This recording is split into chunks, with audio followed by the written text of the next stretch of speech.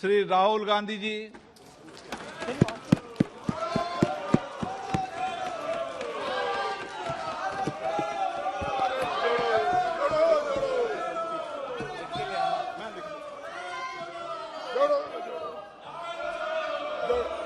Speaker sir, thank you for allowing me to speak on the President's address. It's an honor for me to be able to speak at this House today.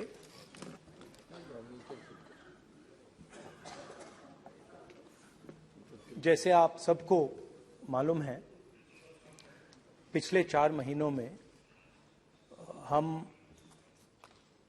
Bharat जोड़ो यात्रा कन्याकुमारी से लेकर कश्मीर तक हम पैदल चले।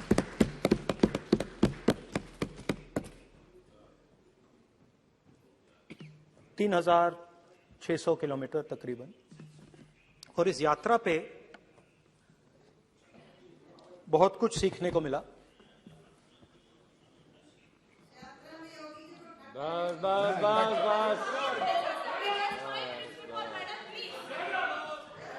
इस यात्रा में बहुत कुछ सीखने को मिला और जो जनता की आवाज, हिंदुस्तान की आवाज है, उसको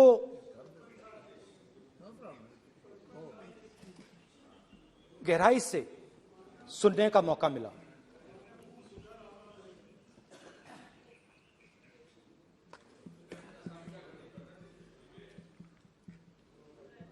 शुरुआत में, यात्रा की शुरुआत में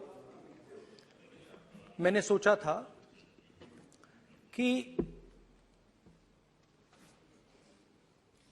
3,500 किलोमीटर चलने हैं और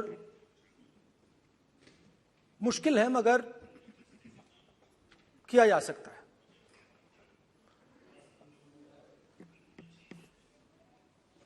आप भी राजनेता हो, हम भी राजनेता हैं। हाँ, सेवक कह लीजिए। और नॉर्मली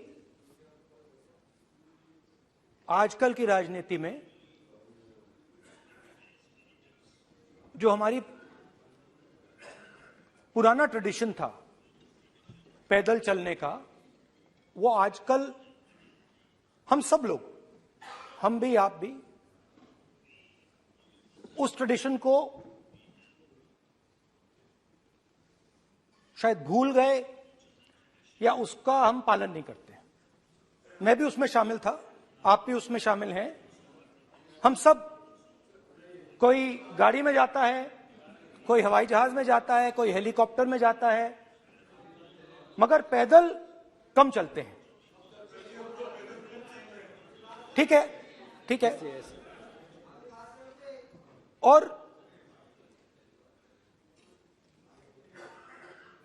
जब पैदल चला जाता है, हाँ पैदल जाएंगे, सब जगह पैदल जाएंगे, घबराइए मत। तो जब पैदल चला जाता है, मैं 1 किलोमीटर की बात नहीं कर रहा हूं, 10 की नहीं कर रहा हूं, 25 की नहीं कर रहा हूं, मैं 200-300-400 किलोमीटर की बात कर रहा हूं। जब 200-300-400 किलोमीटर चला जाता है तो शरीर पे दबाव पड़ता है, दर्द होता है, मुश्किल आती है। शुरुआत में चलते वक्त लोगों की आवाज सुन रहे थे हम, मगर हमारे दिल में यह भी था कि हम भी अपनी बात रखें। कोई हमारे पास आता था, कहता था कि मैं बेरोजगार हूं, और हमें लगता था कि नहीं, हमें कहना चाहिए कि तुम बेरोजगार क्यों हो, कारण क्या है। उसमें हम विपक्ष का रोल भी प्ले कर लेते थे, आपकी भी बुराई कर देते थे। नहीं, वो तो है, वो भी करेंगे, हम भी करेंगे। मगर थोड़ी देर चलने के बाद एक बदलाव आया और जो हमारी आवाज थी, जो ये डिजायर था बोलने का कि भैया बेरोजगारी इसलिए है, महंगाई इसलिए है, वो बिल्कुल बंद हो गई। क्योंकि हमने इतने लोगों से बात की, मतलब हजारों लोगों से बात की, बच्चों से, बुजुर्गों से, महिलाओं से, माताओं से, बहनों से, कि थोड़ी देर बाद ये बिल्कुल आवाज बंद हो गई। और फिर हम गहराई से, और मैं खुल के कह सकता हूं, मैंने तो अपनी जिंदगी में इस प्रकार से कभी पहले सुना ही नहीं था। क्योंकि हम सब में थोड़ा सा अहंकार होता है कि हम ही बता दें, अपनी बात रख दें।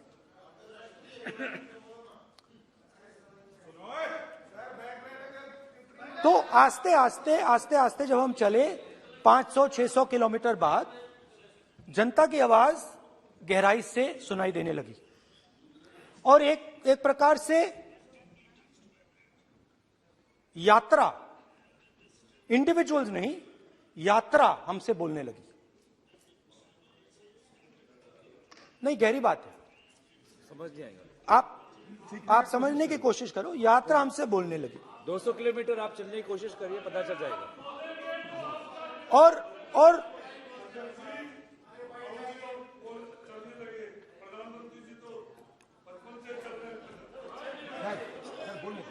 चाय बेचने इसलिए जाते थे। तो यात्रा बोलने लगी। कोई आता था, कहता था, युवक आता था, कहता था मैं बेरोजगार हूं। हम सवाल पूछते थे, क्या पढ़ा आपने? इंजीनियरिंग की, अब क्या करते हो?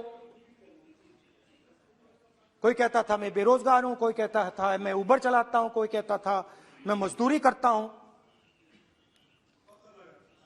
किसान आए हजारों। प्रधानमंत्री बीमा योजना की बात की कि हम पैसा भरते हैं, तूफान आता है, आंधी आती है, पैसा गायब हो जाता है।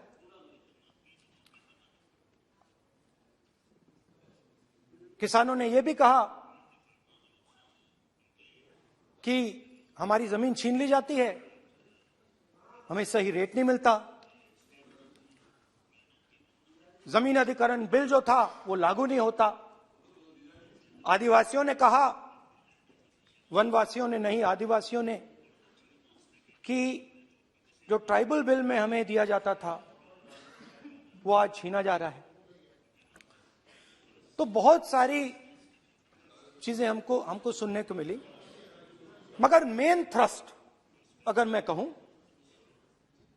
मेन थ्रस्ट बेरोजगारी, महंगाई और किसान। उसमें एमएसपी थी, उसमें बीज की समस्या थी, किसान बिल की समस्या थी। अच्छा, अग्निवीर की भी बात की लोगों ने। आपने अभी बोला कि अग्निवीर देश को फायदा पहुंचाएगा, मगर हिंदुस्तान का युवा जो 4 बजे दौड़ता है, आर्मी में भर्ती होने के लिए दौड़ता है, वो आपकी बात से सहमत नहीं है। उनने हमसे कहा कि पहले हमें 15 साल की सर्विस मिलती थी, पेंशन मिलती थी, अब 4 साल के बाद हमें निकाल दिया जाएगा, कुछ नहीं मिलेगा, पेंशन नहीं मिलेगी। सीनियर ऑफिसर्स ने कहा कि हमें तो लगता है कि ये जो अग्निवीर योजना है ये आर्मी के अंदर से नहीं आई, ये कहीं और से आई है, ये आरएसएस से आई है, होम मिनिस्ट्री से आई है। ये सीनियर आर्मी के लोगों ने कहा है, मैं नहीं कह रहा हूं, कि हमें लगता है कि ये आर्मी के ऊपर ये योजना थोपी गई है और ये आर्मी को कमजोर करेगी। आर्मी के जनरल्स ने हमें कहा, जो रिटायर्ड हैं, उन्होंने हमें कहा, राहुल जी, हजारों लोगों को हम हथियार की ट्रेनिंग दे रहे हैं और फिर थोड़ी देर बाद उनको समाज में डाल रहे हैं। बेरोजगारी है, समाज में हिंसा बढ़ेगी।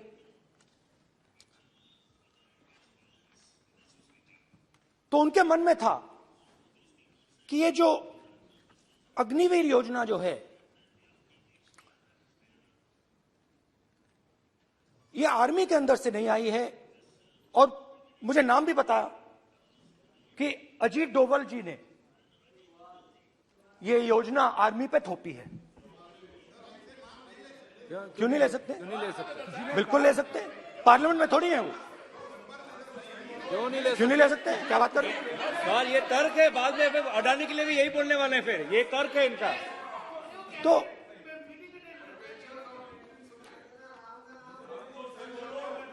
तो इंटरेस्टिंग बात यह है कि मैंने फिर प्रेसिडेंट्स एड्रेस पढ़ा। देश के सब युवा अग्निवीर अग्निवीर अग्निवीर अग्निवीर बोल रहे हैं, कह रहे हैं कि ये आर्मी के ऊपर थोपा गया है, हमें नहीं चाहिए। आर्मी के लोग कह रहे हैं हमें नहीं चाहिए। जैसे मैंने कहा, आर्मी को लगता है कि होम मिनिस्ट्री ने इनके ऊपर थोपा है, आरएसएस ने ये उनके ऊपर थोपा है। तो ये आवाजें आ रही हैं। अब मैंने आपका बैठिए, अब बैठिए, कौन सा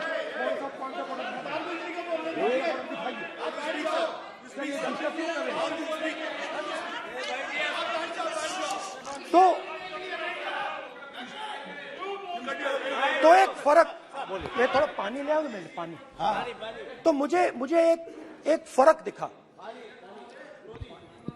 प्रेसिडेंट्स एड्रेस में बहुत सारी चीजें बोली गई। अग्निवीर के लिए एक लाइन थी, एक शब्द, एक बार अग्निवीर शब्द का प्रयोग किया गया और वो भी अग्निवीर योजना हमने दी, उससे ज्यादा कुछ नहीं बोला। कहां से आई, कौन लाया, किसको फायदा होगा, ये नहीं बोला। बेरोजगारी शब्द ही नहीं था उसमें। आपने देखा होगा, बेरोजगारी शब्द ही नहीं था प्रेसिडेंट एड्रेस में। महंगाई शब्द ही नहीं था। तो जो यात्रा में हमें सुनने को मिला, अग्निवीर, महंगाई, किसान, बेरोजगारी, प्रेसिडेंट एड्रेस में था ही नहीं। तो ये मुझे थोड़ा अजीब लगा कि जनता कुछ कह रही है और प्रेसिडेंट एड्रेस में कुछ और सुनाई दे रहा है। अच्छा, एक और चीज हमें बताई गई। तमिलनाडु से लेकर केरला, महाराष्ट्र, मध्य प्रदेश, सब जगह एक नाम सब जगह हमें सुनने को मिला, अदानी। यह नाम पूरे हिंदुस्तान में, केरल में, तमिलनाडु में, महाराष्ट्र, कर्नाटका, हिमाचल, कश्मीर, सब जगह अदानी अदानी अदानी अदानी अदानी।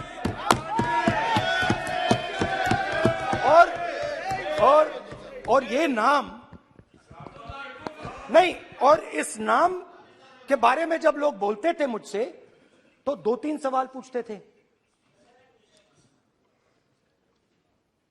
ये पूछते थे कि ये जो अदानी जी हैं, ये किसी भी बिजनेस में घुस जाता है, ये सफलता प्राप्त कर जाता है, ये कभी फेल नहीं होता। और युवाओं ने मुझसे यह सवाल पूछा कि भाई ये हो क्या रहा है, हम भी सीखना चाहते हैं। मोदी जी ने कहा स्टार्टअप करो, हम भी अदानी जी जैसे बनना चाहते हैं। तो भैया किसी भी बिजनेस में घुस जाओ और एकदम सक्सेस हो जाए। यह पहला सवाल था। दूसरा सवाल था कि ये अदानी जी हैं, ये किसी भी बिजनेस में घुस जाते हैं। पहले ये 1-2 बिजनेस करते थे, अब ये 8-10 सेक्टर्स में काम करते हैं। Airports, data centres, cement, solar energy, wind energy, aerospace and defence, consumer finance, renewables, media. तो उन्होंने मुझसे पूछा कि राहुल जी, हाँ वेट करो, बेटे, हाँ, धन्यवाद। पोर्ट्स की बात भी थी। ये भी सवाल पूछा कि भैया एक बात बताइए, राहुल जी बताइए हमें कि अदानी जी का जो नेटवर्थ है वो 3 साल के अंदर, नहीं सॉरी, 2014 से लेकर 2022 तक ये $8 बिलियन से $140 बिलियन कैसे हो गया? कैसे हुआ? मोदी है तो मुमकिन ये 2014 में अगर आप दुनिया की, मुस्कुरा रहे हैं आप, बीजेपी में है ना आप, तो ये लिस्ट आती है, एक लिस्ट आती है दुनिया के सबसे अमीर लोगों की। इस पे ये 609 नंबर पे थे 14 में। 609 पीछे बिल्कुल। पता नहीं जादू हुआ, दूसरे नंबर पे पहुंच गए। मोदी है तो मुमकिन है।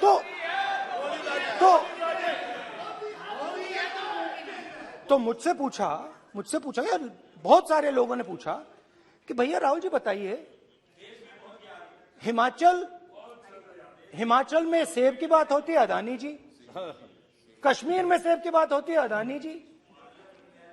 पोर्ट्स की बात होती है, अदानी जी। एयरपोर्ट्स की बात होती है, अदानी जी। इंफ्रास्ट्रक्चर, अच्छा हम सड़क पे चल रहे हैं, मैं पूछूं किसने बनाई? अदानी जी। तो लोगों ने यह भी पूछा कि राहुल जी ये जो अदानी जी जो हैं, इनकी सफलता कैसे हुई? ये इतने बिजनेसेस में कैसे घुस गए? इतनी सफलता कैसे प्राप्त हुई? और सबसे जरूरी सवाल, इनका हिंदुस्तान के प्रधानमंत्री के साथ क्या रिश्ता है और कैसा रिश्ता है? देश जानना चाहता है, तो देश जानना चाहता है। ये देखिए रिश्ता, ये देख लीजिए। प्लीज पोस्टर माननीय सदस्य, पब्लिक में सर, माननीय सदस्य पोस्टर लीजिए। नहीं, प्लीज पोस्टर नहीं। पोस्टर नहीं है सर। देखिए आप पोस्ट, बैठिए, 1 मिनट बैठिए।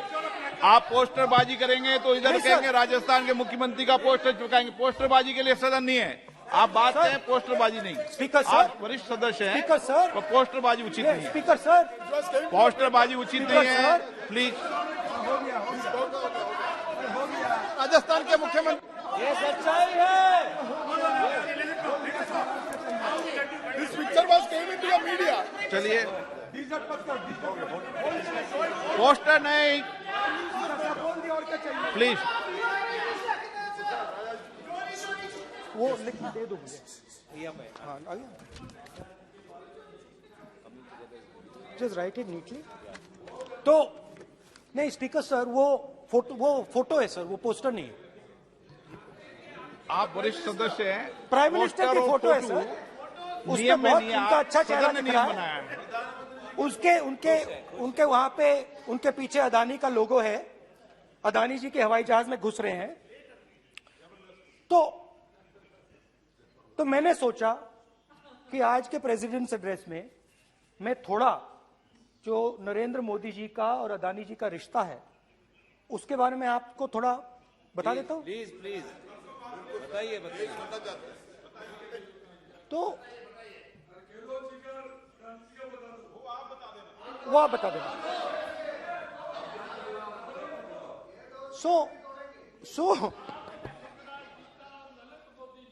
So the relationship begins many years ago when Narendra Modi ji was the Chief Minister of Gujarat. And when most of India's business was asking questions of the Prime Minister, was against the Prime Minister, one man stood shoulder to shoulder with the Prime Minister. Didn't back down. That's commendable. It's not a joke. He was loyal to the Prime Minister. And what did he do? He helped Mr. Modi construct the idea of resurgent Gujarat. Right? The idea that you bring these businessmen together, and you call it resurgent Gujarat, vibrant Gujarat, they're both. And he was the backbone in setting up that group of people. Okay? And the result of that was tremendous growth of his businesses in Gujarat. Expansion of his businesses. I think then the real magic starts. जब प्रधानमंत्री जी दिल्ली आते हैं और 2014 में असली जादू शुरू होता है। मैंने कहा कि 2014 में वो 609 नंबर पे थे, कुछ ही सालों में वो दूसरे नंबर पे पहुंच गए। कैसे पहुंचे? मैं आपको, बहुत सारी इंडस्ट्रीज में काम करते हैं, मैं आपको 2-3 इंडस्ट्रीज का उदाहरण दे देता हूं। एयरपोर्ट इंडस्ट्री की बात, एयरपोर्ट्स की बात करते हैं।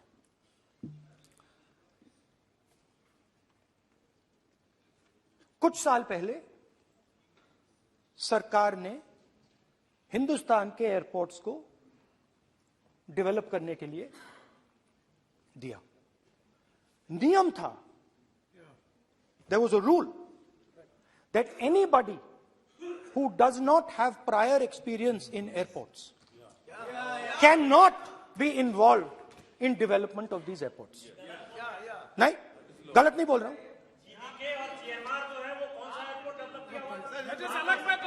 आप बैठ जाइए।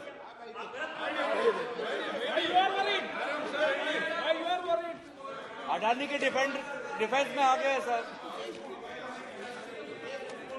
देखिए, अरे माननीय सदस्य प्लीज मेरी बात सुनो। तो 1 मिनट मेरी बात सुनो। ये 1 मिनट बात सुनेंगे। ये संसद है, अपन किस दिशा पर चर्चा कर रहे हैं ये देश देख रहा है। हमें राष्ट्रपति अभिभाषण पर चर्चा करें तो उचित रहे, बाकी आपकी इच्छा है, स्वतंत्र अभिव्यक्ति है। मेरा मानना ये तो अपन एक विषय पर ओके, तो आपको तो रूल था, नियम था। हाँ,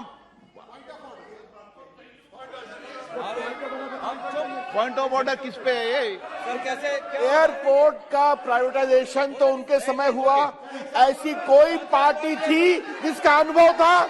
ये कौन सी बात कर रहे हैं? बोलिए। ओके प्लीज ओके, बोलने दे आपको नेता को, तो बोलने दे आपको नेता को। रूल था, प्लीज बोलने दे। रूल था कि अगर कोई एयरपोर्ट बिजनेस में नहीं था तो वो इन एयरपोर्ट्स को ले नहीं सकता था। इस रूल को हिंदुस्तान की सरकार ने बदला। किसी ने भी बनाया हो रूल था, किसी ने भी बनाया हो रूल था।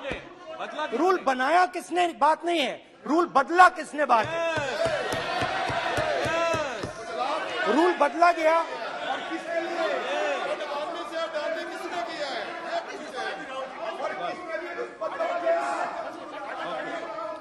रूल बदला गया।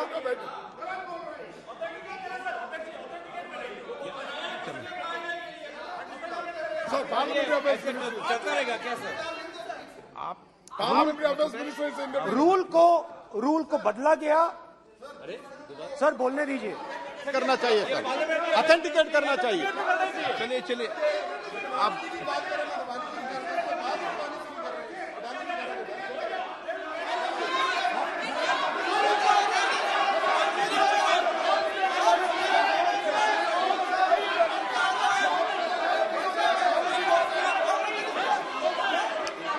बदला गया सर, स्पीकर सर।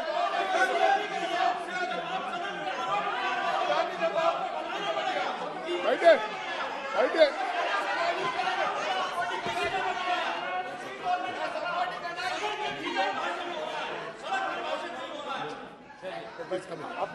तो ये रूल बदला गया। उस समय मीडिया में इसके बारे में चर्चा हुई थी। रूल बदला गया और अदानी जी को 6 एयरपोर्ट्स दिए गए। उसके बाद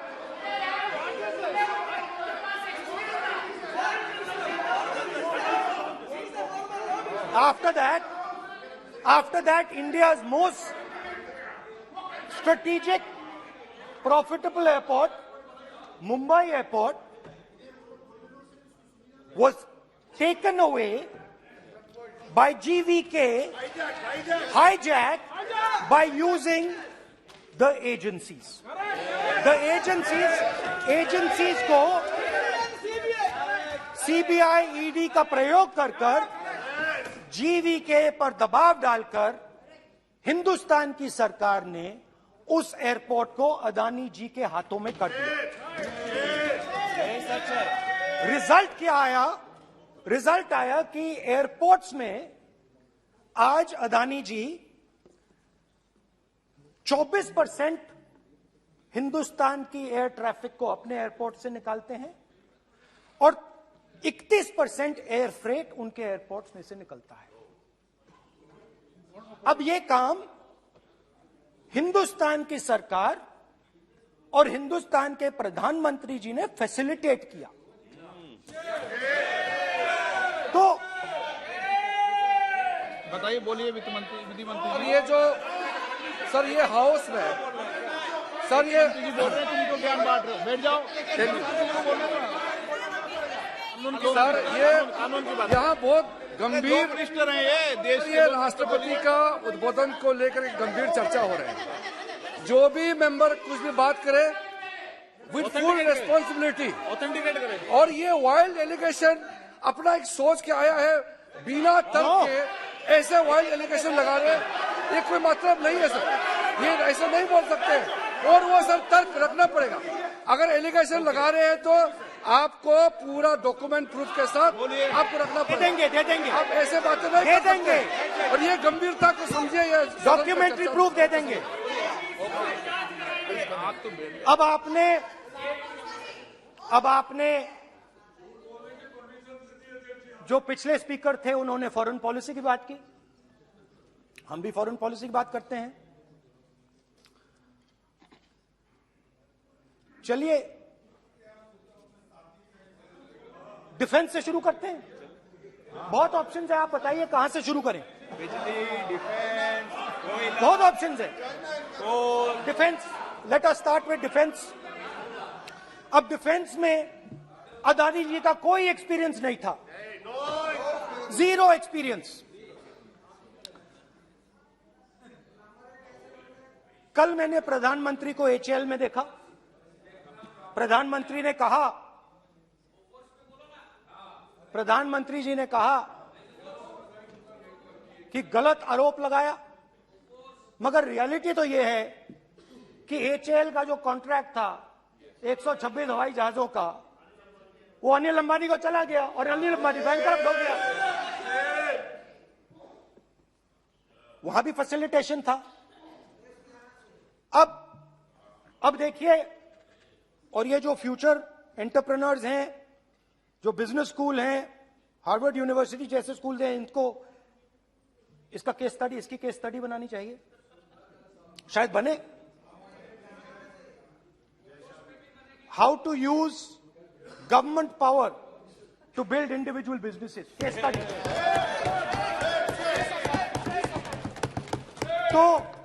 तो अब देखिए, अदानी जी की डिफेंस में इंटरेस्ट देखिए।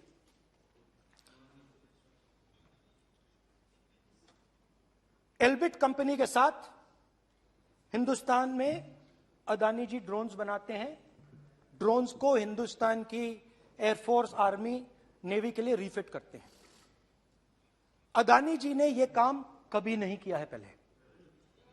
HAL ये काम करती है। हिंदुस्तान में और भी कंपनीज हैं जो ये काम करती हैं, मगर प्रधानमंत्री जी इजरायल जाते हैं और उसके एकदम बाद अदानी जी को ये कॉन्ट्रैक्ट मिल जाता है, मगर एक नहीं मिलता।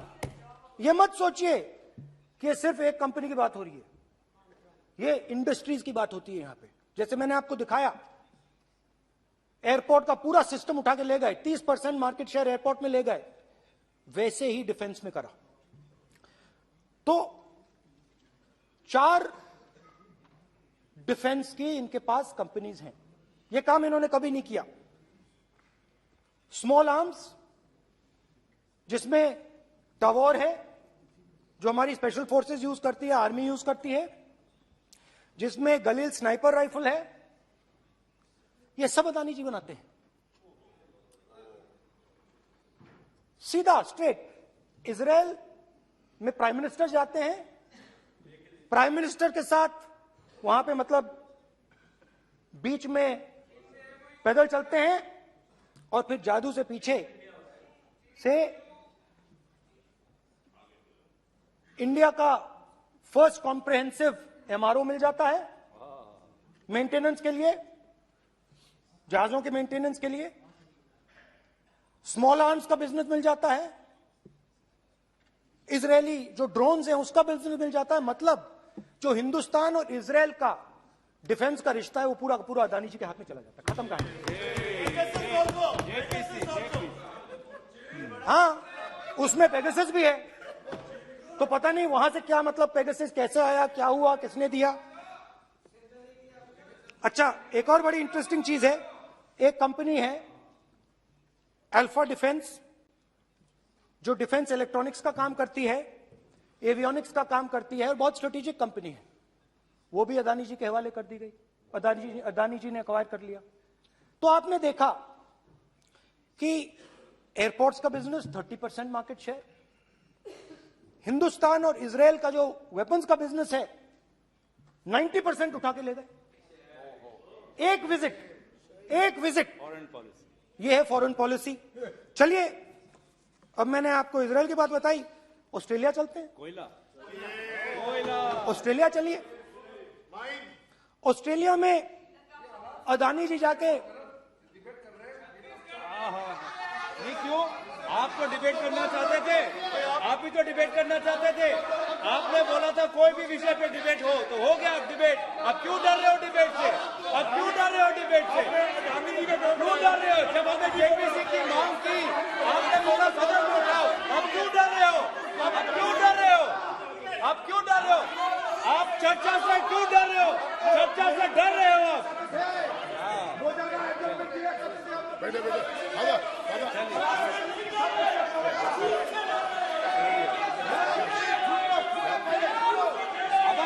अब सुनना पड़ेगा, अब सुनना पड़ेगा, अब सुनना पड़ेगा। ऑस्ट्रेलिया जाते हैं, प्रधानमंत्री ऑस्ट्रेलिया जाते हैं।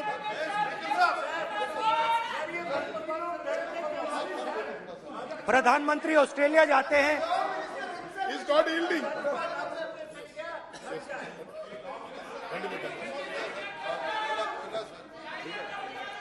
ऑस्ट्रेलिया जाते हैं। कैब नंबर बताएं। 369। सर ये क्या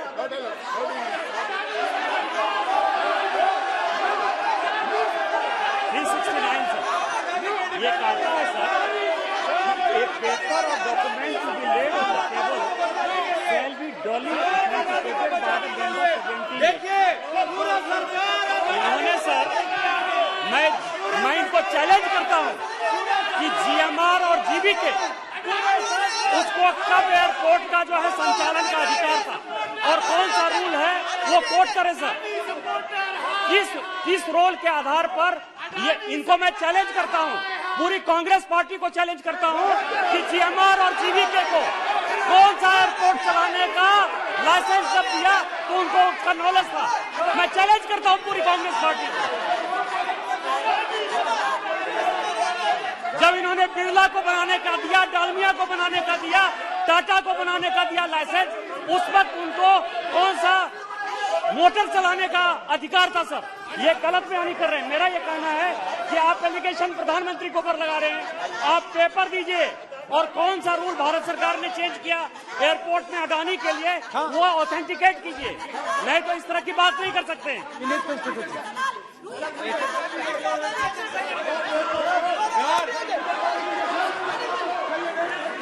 करना पड़ेगा, ऑथेंटिकेट करना पड़ेगा। राहुल गांधी जी, आपको ऑथेंटिकेट करना पड़ेगा। आप ऐसा नहीं बोल सकते हवा में, आप हवा में बोल रहे हो और प्रधानमंत्री जी पे आरोप लगा रहे हो। आपको ऑथेंटिकेट करना ही पड़ेगा। आप ऐसे ही बोल रहे हो कि जीएमआर का, जीवीके का समय रूल था, कहा था रूल? कोई रूल नहीं था। आपको यह तो ऑथेंटिकेट, और ऑथेंटिकेट करके ही रखना पड़ेगा आपको। पहले रखिए और उसके बाद आगे बात करने देंगे, नहीं तो माफी मांगिए देश से। आप प्रधानमंत्री जी पर आरोप लगा रहे हैं, सर बोलने दीजिए। अनाप शनाप आरोप लगा रहे हैं, बिना किसी डॉक्यूमेंट के आरोप लगा रहे हैं प्रधानमंत्री जी पे। रूल 353 सर, रूल 353 किया है sir, no allegation of defamatory और incriminatory nature shall be made unless you have given notice. छोड़िए, वो तो प्रधानमंत्री के खिलाफ एलिगेशन लगा रहे हैं बिना नोटिस दिए, बिना कोई डॉक्यूमेंट दिए। सर ये रिकॉर्ड पर नहीं जाना चाहिए सर, ये बिल्कुल रूल का उल्लंघन है। और क्या क्या बातें वो कह रहे हैं सर, मैं उसको रिपीट नहीं करना। Reckless allegation, baseless allegation, in violation of rules, sir ये स्वीकार नहीं होना चाहिए। ओके सर, लेट अस एक सब बैठिए। ऑस्ट्रेलिया पीएम जाते प्लीज हैं। बैठिए, आप प्लीज बैठिए, वरिष्ठ वकील साहब बैठिए। ऑस्ट्रेलिया जाते हैं। एक मिनट राहुल जी, एक मिनट। नियम 369 भी मैंने देखा है, 333 भी देखा है। मेरा आग्रह है, सदन भारत की संसद है, हम एक ही विषय पर सारी राष्ट्रपति की चर्चा लगाए, ये उचित है क्या? फिर आपको बोलना बोले नहीं स्पीकर नो, साहब। गलत तरीका है राहुल गांधी जी, आप बोल रहे नहीं, गलत तरीका है। क्या देश को संदेश देना चाहते हैं आप? क्या संदेश देना चाहते हैं देश को? चलिए राहुल गांधी जी। ऑस्ट्रेलिया में प्रधानमंत्री जाते हैं। आप बोलिए सर, स्पीकर सर, प्रधानमंत्री जी ऑस्ट्रेलिया जाते हैं और जादू से State Bank of India $1 billion loan Adani ji को ऑफर कर दिया। सर इसका भी डॉक्यूमेंट जरूरी है क्या, बताओ? मोदी जी, आपका सरकार की बात है। अधीर प्लीज। उसके बाद मैं उदाहरण दे रहा हूं, पूरी दुनिया में मोदी जी जाते हैं, घूमते हैं, तो मैं बता देता हूं क्या होता है वहां पे। बांग्लादेश में गए, हाँ काम पे ही जा रहे हैं, वही तो बोल रहा हूं, काम पे जा रहे हैं। बांग्लादेश जाते हैं, मोदी जी की पहली ट्रिप होती है बांग्लादेश में। वहां पे बांग्लादेश को इलेक्ट्रिसिटी बेचने का डिसीजन लिया जाता है। कुछ ही दिन बाद बांग्लादेश पावर डेवलपमेंट बोर्ड 25 साल का कॉन्ट्रैक्ट अदानी जी के साथ साइन कर देता है। 1500 मेगावाट इलेक्ट्रिसिटी का कॉन्ट्रैक्ट अदानी जी। चलिए वहां से श्रीलंका चलते हैं।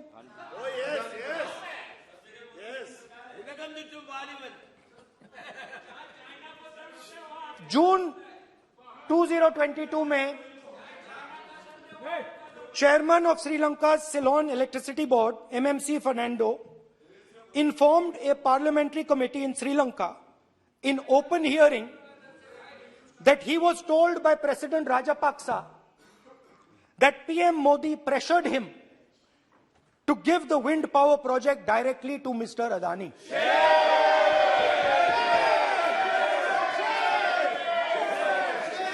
मतलब श्रीलंका इलेक्ट्रिसिटी बोर्ड के चेयरमैन कहते हैं कि उन्होंने राजपक्सा जी ने कहा कि हिंदुस्तान के प्रधानमंत्री ने उनको कहा है कि ये विंड पावर का प्रोजेक्ट है, ये अदानी जी को देना है। तो ये रही आपकी फॉरेन पॉलिसी। ये हिंदुस्तान की फॉरेन पॉलिसी नहीं है, ये अदानी जी की फॉरेन पॉलिसी है, उनके बिजनेसेस बनाने की फॉरेन पॉलिसी है। अब यात्रा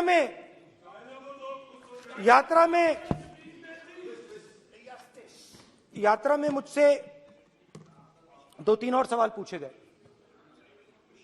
यात्रा में लोगों ने मुझसे पूछा, राहुल जी ये जो LIC कंपनी है इसका पैसा अदानी जी की मदद करने के लिए क्यों डाला जा रहा है? उन्होंने यह भी पूछा कि अदानी जी के जो शेयर्स हैं बड़े वोलेटाइल हैं, उसमें LIC का पैसा क्यों डाला जा रहा है? तो मेरा कहना है कि एक सेकंड, मेरा कहना है कि अदानी जी की मदद प्रधानमंत्री जी और हिंदुस्तान की सरकार कैसे करती है। हजारों करोड़ रुपए हिंदुस्तान के public sector banks Adani ji को मिलता है। 27,000 करोड़ रुपए SBI, PNB 7,000 crore, bank of Baroda 5,500 crore, ये मैं लिस्ट चलती जाएगी। LIC का एक्सपोजर 36,000 करोड़ रुपए, 3 crore SBI and other PSU bank holders. Money is going to Mr. Adani and to finance.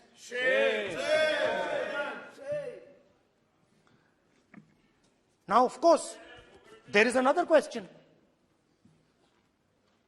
तो मदद कैसे हो रही है? हिंदुस्तान के पब्लिक सेक्टर बैंक्स का पैसा, LIC का पैसा नरेंद्र मोदी जी, अदानी जी को दिया जा रहा है। अगर कोई सामने खड़ा हो जाता है, जैसे जीवी के लोग खड़े हुए, ED, CBI एजेंसीज आ जाती हैं, उनको परे कर देती हैं। तेलंगाना में भी एक पोर्ट का उदाहरण था, आंध्रा, सॉरी। मगर मेन सवाल और सबसे इंटरेस्टिंग सवाल दूसरा है।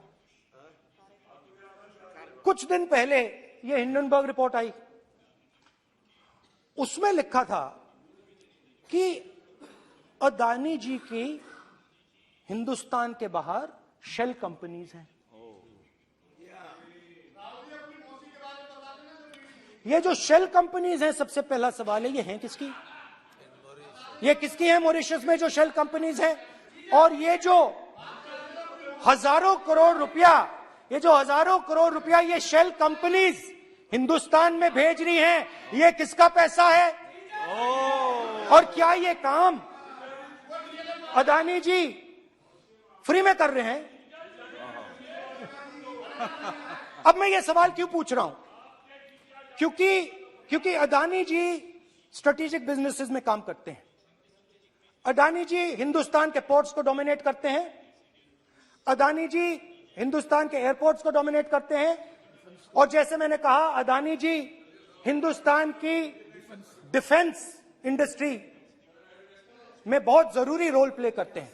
तो मेरा पहला एक छोटा सा सवाल है कि जो शेल कंपनीज हैं, इनके बारे में हिंदुस्तान की सरकार ने कोई सवाल नहीं उठाया कि ये कौन लोग हैं, ये किनकी कंपनीज हैं? ये स्ट्रेटेजिक मामला है, पोर्ट्स का मामला है, एयरपोर्ट्स का मामला है, डिफेंस का मामला है, और जो कंपनी इन स्ट्रेटेजिक एरियाज में काम कर रही है उनके बारे में आपको मालूम ही नहीं। ये नेशनल सिक्योरिटी का मुद्दा है, आपको मालूम ही नहीं कि ये शेल कंपनीज किसकी हैं, कितना पैसा आ रहा है, किसका पैसा आ रहा है। तो एक बहुत बड़ा सवाल है, ये पैसा किसका है, ये शेल कंपनीज किसकी हैं, और ये हिंदुस्तान की सरकार की जिम्मेदारी है ये पता लगाना ये किसकी शेल कंपनीज हैं और ये किसका पैसा अंदर आ रहा है। JPC We want JPC. We want JPC.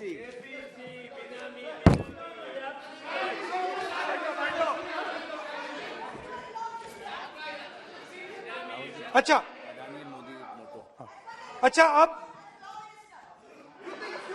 अब चलिए छोटा सा बजट के बारे में बता देता हूं।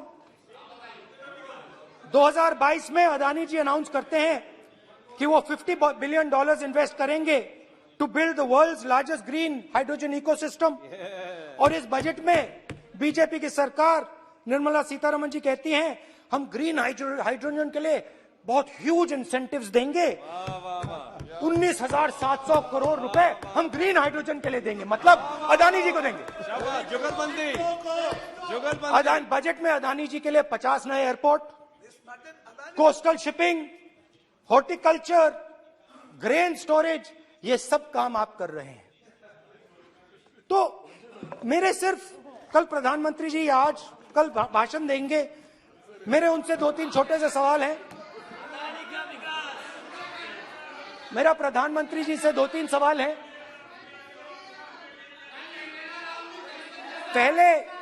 पहले अदानी जी के हवाई जहाज में मोदी जी जाते थे, अब मोदी जी के हवाई जहाज में अदानी जी जाते हैं। पहले लोकल मामला था, फिर नेशनल मामला हो गया, उसके बाद इंटरनेशनल मामला हो गया। अदानी जी के लिए बोरिस जॉनसन का बेटा काम करता है, आपको पता नहीं मालूम है या नहीं मालूम? भाई सॉरी, नहीं बेटा भी, भाई काम करता है।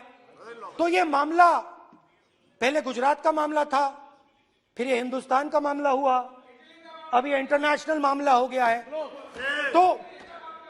तो मेरा सवाल प्रधानमंत्री जी से, और सिंपल सवाल है, प्रधानमंत्री जी आपकी फॉरेन ट्रिप्स पे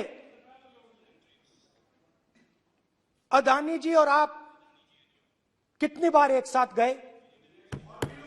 Adani ji, how many times did you travel together with Adani ji? How many times did Adani ji join you later on a visit? How many times did Adani ji travel to a country immediately after you did?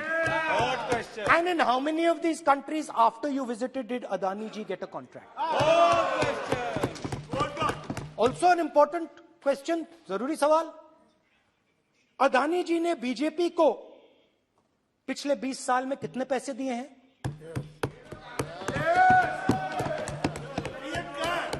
Electoral bonds में कितना पैसा दिया है?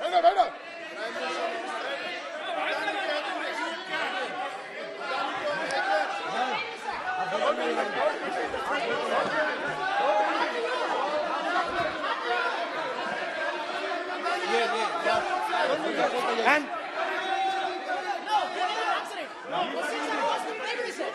question the post to Prime Minister, please. Sir, खत्म करने दीजिए sir. Concluding. Sir, concluding. और बहुत सुंदर तरीके से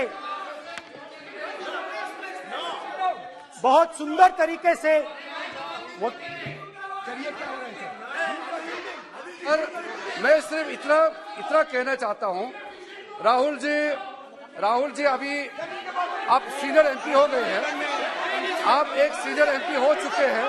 हम लोग एक्सपेक्ट करते हैं कि इस सदन का सदस्य होने के नाते जो भी बातें आप करेंगे गंभीरता से आप बात करेंगे। बाहर आप जो भी भाषण देते हैं हम लोग उसको रोक नहीं सकते हैं। इस सदन के अंदर में जो भी बात कही जाती है पूरा गंभीरता के साथ, प्रमाण के साथ कहे जाना चाहिए, ये परंपरा है। और राहुल जी ने कहा कि प्रधानमंत्री विदेश घूमने जाते हैं। तो मैंने आज वो जो युवाओं ने मुझसे सवाल पूछा था कि अदानी जी की इतनी बिजनेस एक्यूमेंट कहां से आई, इतने अलग अलग सेक्टर्स में अदानी जी ने कैसे सक्सेस प्राप्त की, अदानी जी के बारे में पूरी दुनिया को स्टडी करनी चाहिए, हार्वर्ड यूनिवर्सिटी को स्टडी करनी चाहिए कि पॉलिटिक्स के बीच में और बिजनेस के बीच में कैसा रिश्ता होता है।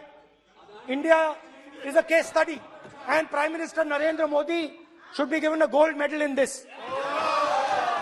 नाउ बहुत अच्छी तरह बीजेपी के जो पिछले स्पीकर थे उन्होंने मेरे भाषण को इंकैप्सुलेट किया मेरे लिए बहुत अच्छी तरह। आपने जो मैं सोच रहा था आपने उससे और भी अच्छी तरीके से बोल दिया। Coming together is a beginning, Adani और keeping together is progress, working together is success. Adani ji and Narendra Modi ji, thank you.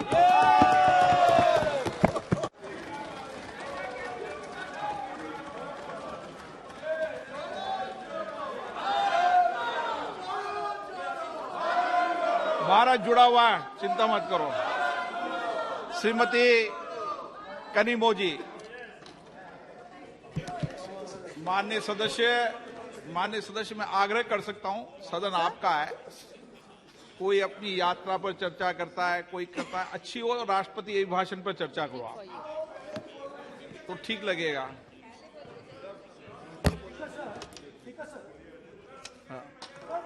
ये एक बात पे चर्चा नहीं हुई है, ये अलग अलग इंडस्ट्रीज पे, अलग अलग बिजनेसेस पे और इंटरनेशनल अफेयर्स पे डिस्कशन हुआ है।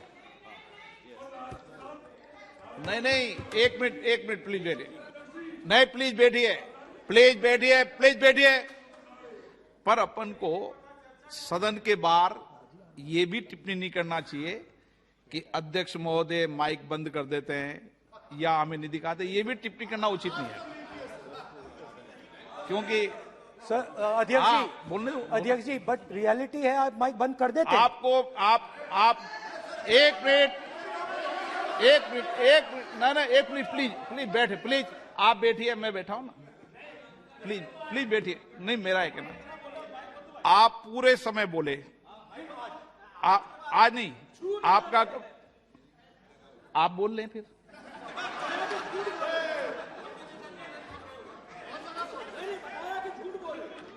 आप पूरे, ठीक है, थैंक यू। कनिमोजी जी।